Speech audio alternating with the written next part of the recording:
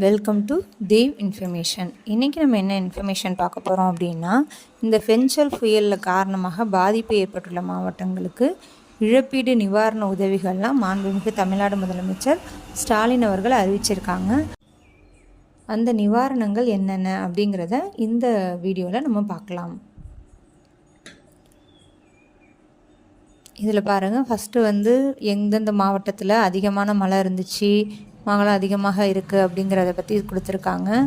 விளைநிலங்கள் எல்லாமே வெள்ளத்தில் மூழ்கி இருந்துச்சு அப்படிங்கிறதெல்லாம் பற்றி அவங்களோட சுற்றுப்பயணம், அவங்களோட கருத்தாய்வு, அறிவுரை இதை பற்றி தான் அந்த ஃபஸ்ட்டில் கொடுத்துருக்காங்க.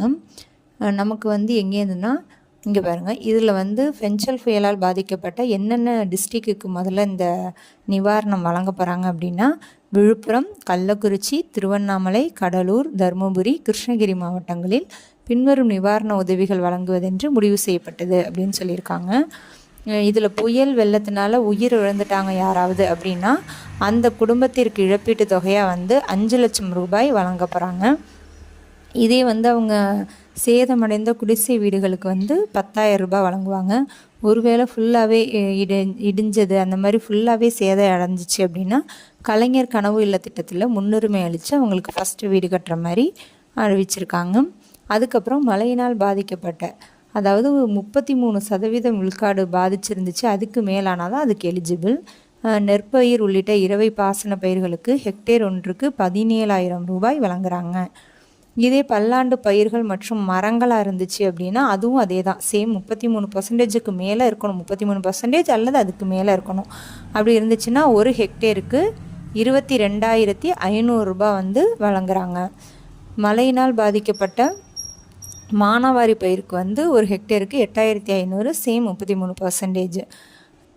இதே எருது, பசு உள்ளிட்ட கால்நடைகள் உயிரிழப்பு இருந்துச்சு அப்படின்னா 37,500 ரூபாய் நிவாரணம் வழங்குறாங்க.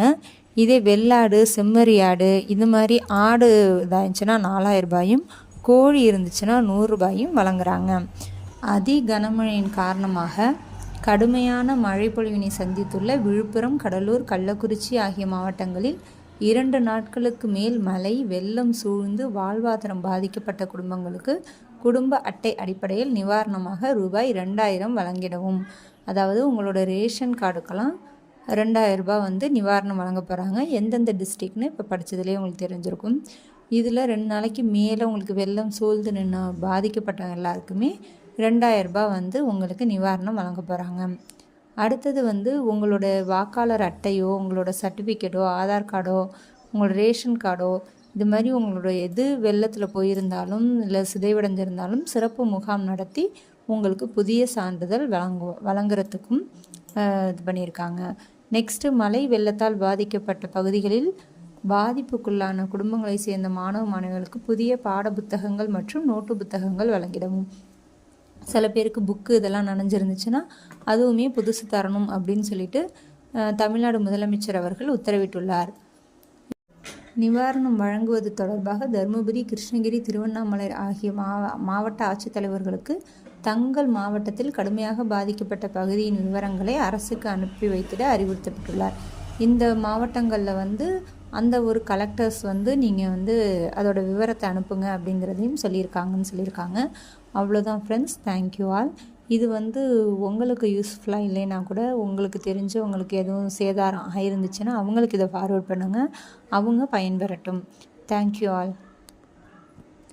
This video sponsored by Moto mobile app.